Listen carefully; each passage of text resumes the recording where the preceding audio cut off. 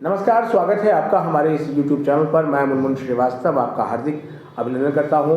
दिल्ली विश्वविद्यालय में आजकल छात्र ये कहने लगे हैं कि परीक्षा दो और रिजल्ट की चिंता भूल जाओ।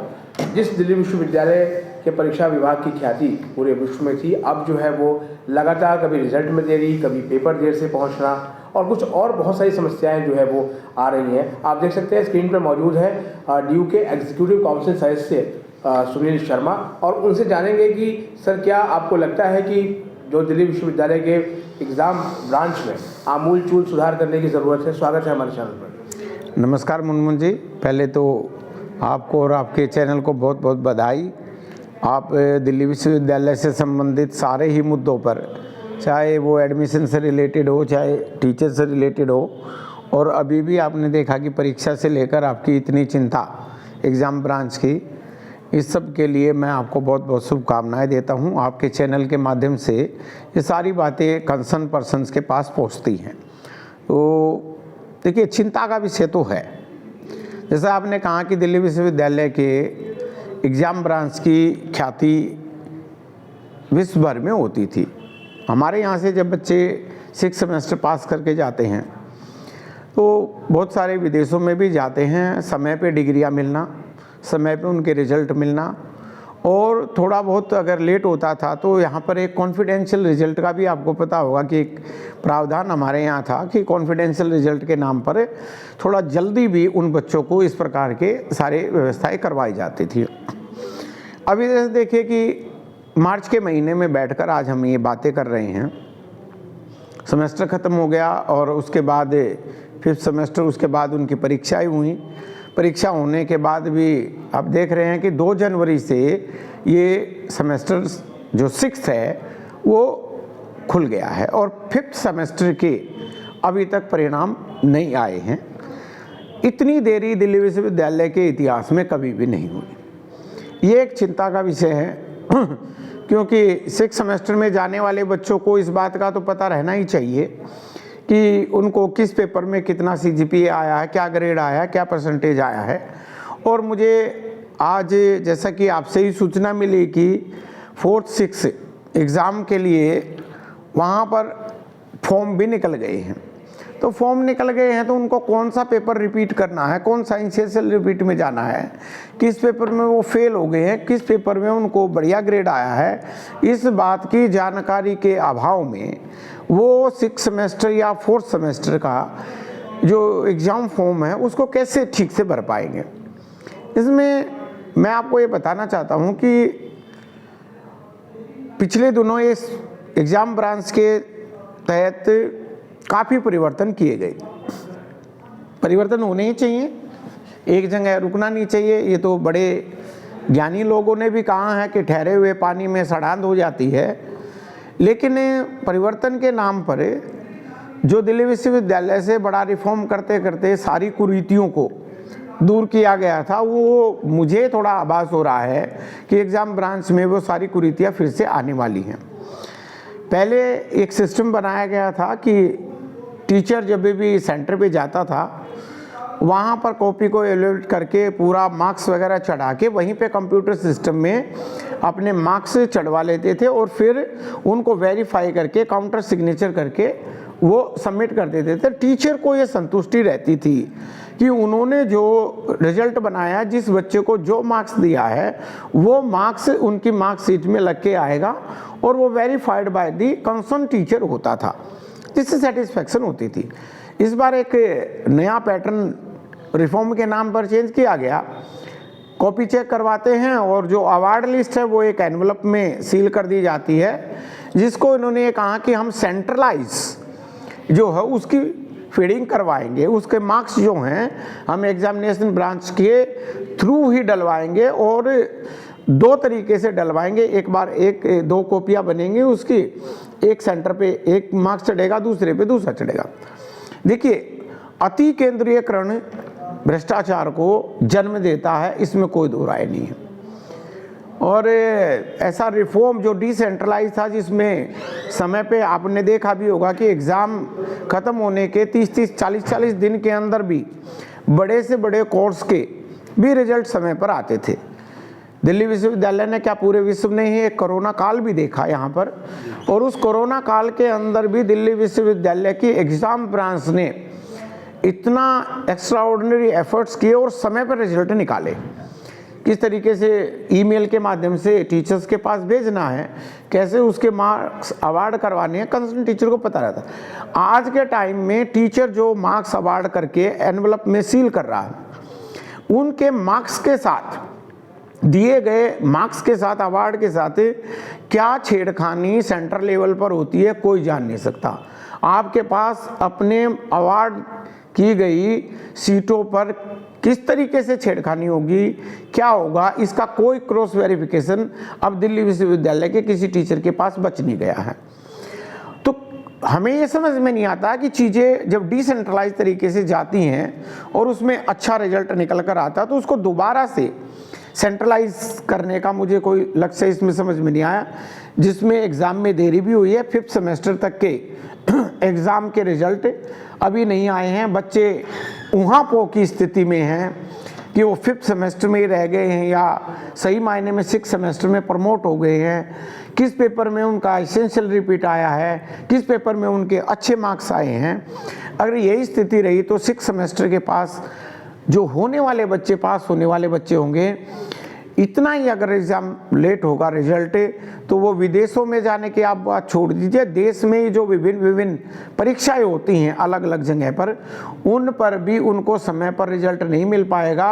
और दिल्ली विश्वविद्यालय में पढ़ने वाले बच्चों के, क्योंकि रिजल्ट नहीं निकल पाएगा, उनके पास से वो सारी अपॉर्चुनिटीज छीन जाएंगी ताकि वो अच्छे कोर्सेज के अंदर जाके जो वो दाखिला ले सके। क्योंकि आपको पता मार्च अप्रैल में ये सब चीज़ें फॉर्म वॉर्म भरना ये सब शुरू हो जाता है, और जैसे ही रिजल्ट आता है तो बच्चों को भी जल्दी रहती है कि कितनी जल्दी ये रिजल्ट हमारा आए ताकि हम आगे चले।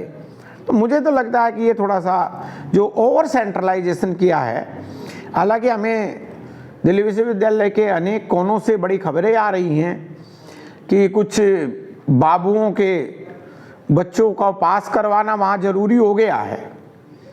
बहुत ठोस तरीके से तो नहीं कह रहे हैं, लेकिन दिल्ली विश्वविद्यालय के कॉर्नर्स में ऐसी हवाएं हैं कि सेंट्रलाइज करवाने के पीछे कोई नकारात्मक मंशा काम कर रही है। मैं तो इस बात को मान के चलता हूँ, जिस टीचर ने मेहनत करके कॉपी चेक की है उस टीचर को ये पता रहना चाहिए कि उसने जो अवार्ड किया है जिस स्टूडेंट को मार्क्स, उस कंसर्न टीचर को भी पता होना चाहिए, ताकि बच्चों के साथ भी किसी प्रकार की धोखाधड़ी ना हो। और जो टीचर चेक करके गया है कि कोई भी जाएगा मामला, मान लीजिए कि एक टीचर ने एक बच्चे को 20 नंबर अवार्ड किया है और कोई मामला केस पहुंच गया कोर्ट के अंदर, टीचर तो कहेगा जी हमें तो 20 नंबर अवार्ड किया था, ओरिजिनल सीट निकाल दीजिए। उसको 10 कर दिया गया या 40 कर दिया गया, दोनों स्थिति है ना। दोनों स्थिति में कंसर्न टीचर को तो नहीं पता कि उसके 20 मार्क्स को घटाकर किस आधार पर 10 कर दिया गया या 20 मार्क्स को बढ़ाकर किस आधार पर 40 कर दिया गया। ये बड़ी खराब स्थिति देखने को आ रही है दिल्ली यूनिवर्सिटी में। अभी ये कहना तो नहीं चाहिए, लोगों के पद बदल जाने से, लोग बदल जाने से एग्ज़ाम ब्रांच के अंदर जो इस प्रकार की अनियमितताएं देखने में आ रही हैं, ये आनी नहीं चाहिए। क्योंकि व्यवस्थाएं नियमों से चलती हैं, नियमों को बदलने के लिए हमारे पास एग्जीक्यूटिव काउंसिल, एकेडमिक काउंसिल का प्लेटफॉर्म है। एकाएक यकायक किसी भी एग्ज़ाम कंट्रोलर को या ओएसडी कंट्रोलर के मन में कुछ आ गया, बिना कोई कागजी कार्रवाई किए हुए कभी इंटरनल असेसमेंट के पैटर्न को बदल देना और कभी मार्क्स चढ़ाने के पैटर्न को सेंट्रलाइज कर देना, मैं किसी भी प्रकार के अति केंद्रीयकरण की जो है वो यहाँ पे भर्त्सना करता हूँ। मुझे नहीं लगता कि इससे कोई लाभ विद्यार्थी को और दिल्ली विश्वविद्यालय जगत को होने वाला है। हम जब अपने समय में स्टूडेंट होते थे, दिल्ली विश्वविद्यालय का एग्ज़ाम ब्रांच बहुत सारी खामियों के लिए भी मशहूर था, जिसमें समय समय पर रिफॉर्म किए गए, क्या एसओएल का सेंटर हो, क्या और दूसरे तरीके के सेंटर हो, लेकिन समय रहते रहते इनको धीरे धीरे ठीक किया गया। अब मुझे लगता है कि पुनः उसी 80 के दशक और 90 के दशक की तरफ हम एग्जामिनेशन ब्रांच को दोबारा ले जा रहे हैं, जब भ्रष्टाचार के लिए दिल्ली यूनिवर्सिटी का एग्ज़ाम ब्रांच बहुत मशहूर हुआ करता था। इससे बचना चाहिए। और एक और सवाल भी है कि 2022 में जब दिल्ली विश्वविद्यालय के 100 साल पूरे हुए जी, तो सेंटरी चांस दिया गया था कि जिन्होंने बिल्कुल डिग्री पूरी नहीं की है, वो कर ले। 2 बार वो एग्जाम कराया भी गया जी। लेकिन आज तक जो है वो उनको डिग्री अवार्ड नहीं हुई जिन्होंने पास किया उस सेंटरी चांस को। देखिए, सेंटरी चांस देना दिल्ली विश्वविद्यालय के वाइस चांसलर के विजन का एक अच्छा भाग था और एक मौका उन सारे साथियों को दिया गया कि जिनका कोई 1-2 पेपर रह गया है उसको वो पुनः उसमें अपीयर हो सकते हैं और उसके माध्यम से अपनी डिग्री जो उनकी रह गई थी, अधूरी रह गई थी, उसको पूरा करें। लेकिन जैसा कि अभी पता चल रहा है कि 2 बार वो व्यवस्थाएं भी की गई, उनके परिणाम भी घोषित हुए, लेकिन उनकी डिग्रियों का अभी घोषणा नहीं होना और उनकी डिग्रियां उनको नहीं मिलना एक सोचने वाला विषय तो है उन साथियों को भी जिन्होंने बड़ी उम्मीद के साथ दिल्ली विश्वविद्यालय के शताब्दी जो ये मौका मिला शताब्दी उत्सव मनाते समय, उनको उसका न्याय, उनको जल्दी से जल्दी वो डिग्रियां भी मिले ताकि वो जहां उनको उन डिग्रियों की आवश्यकता है, देखिए आवश्यकता अगर नहीं होती तो लोग मतलब इस स्पेशल चांस को भी नहीं लेते। निश्चित रूप से इन डिग्रियों की उनकी आवश्यकता है, उनकी मार्कशीट, उनकी डिग्रियां उनके पास तुरंत पहुंचनी चाहिए, जिस भी माध्यम से पहुंचे, जैसे भी पहुंचे। एक समस्या जो है वो पिछले सेमेस्टर एग्जाम में हमें देखी लॉजिस्टिक को लेकर, जैसे एग्जाम सेंटर पर जो है पेपर देर से पहुंचना, एक जगह तो पेपर रद्द भी हुआ और उसके चक्कर में जो है वो आर्ट्स फैकल्टी के डीन को लेके बड़ा हंगामा भी हुआ, बड़ा स्टूडेंट्स और उनके बीच में जो है वो। तो इस तरह से देरी से पेपर पहुंचना, कहीं पर पेपर की संख्या में कमी, क्योंकि एग्जाम ब्रांच को तो पता है कि कितने बच्चों ने फॉर्म भरा है, बट पेपर जो क्वेश्चन पेपर कम संख्या में पहुंचने से भी परेशानियां पैदा हो रही हैं। तो क्या इस तरह की दिक्कतें कहीं ना कहीं जो है वो परीक्षा विभाग की किरकिरी नहीं करा रही है? निश्चित रूप से कर रही हैं, लेकिन मैं ये बताऊं कि क्वेश्चन पेपर की संख्या की कमी मुनमुन जी इतना बड़ा मुद्दा कभी होता नहीं है। कई बार अनुमानित लास्ट टाइम पे एग्जाम ब्रांच को नहीं मिल पाता, तो उसका तो इलाज कॉलेज लेवल पे है। हर एक एग्जामिनेशन सेंटर जो बनता है उस टाइम पे उसमें एक फ़ोटोकॉपी की मशीन भी होती है। ऐसी कोई 10-20 पेपर की कमी होती है तो तुरंत उसकी फ़ोटोकॉपी करके पहुंचा दिया जाता है। ये नहीं, सबसे बड़ा मुद्दा यही है जो पहले भी हमने इस बात के ऊपर डिस्कस किया है। 2 अलग अलग कोर्स के पेपर हैं, एक प्रोग्राम का एक ऑनर्स का, उनमें सेम क्वेश्चन पहुंच रहे हैं, क्वेश्चन के सीरियल नंबर आउट हैं, क्वेश्चन किस तरीके से तैयार किया जा रहा है, क्वेश्चन नहीं पहुंच रहा है, क्वेश्चन किसी और पेपर का है, क्वेश्चन पेपर पहुंच कुछ और रहा है। ये अनियमितताएं मैंने बताया कि पिछले 6-8 महीने में और विशेष रूप से जो पिछला सेमेस्टर गया है इसमें झेलनी पड़ी, और जिसके कारण एक डीन का इस्तीफा तक भी और घेराव बहुत ज़बरदस्त हुआ। डीन आर्ट्स का इस्तीफा भी मांगा गया, उन्होंने इस्तीफा सौंपा भी अपना, लेकिन ये दुखद है। देखिए, एग्ज़ाम के टाइम पे स्टूडेंट्स को बड़ी एंजाइटी होती है, वो पूरी परीक्षा की तैयारी घर से करके आते हैं।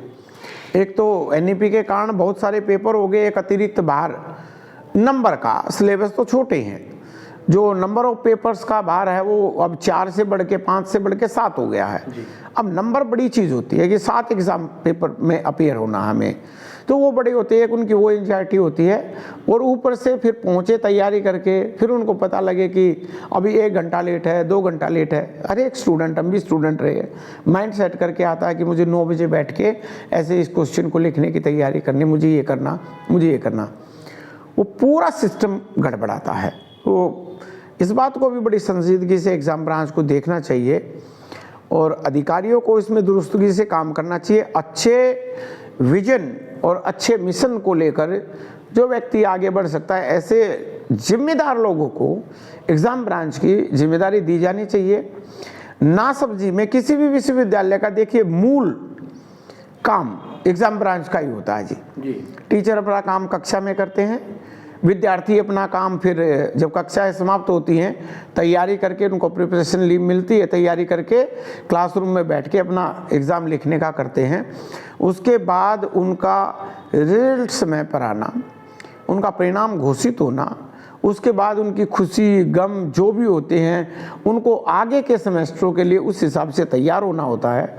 वो तैयारी का मौका भी सही तरीके से मिले। आज मार्च महीने के शुरुआती वीक के अंदर हम बात कर रहे हैं, नेक्स्ट वीक में वैसे ही ब्रेक आ जाएगा, होली का ब्रेक है, सेमेस्टर ब्रेक है।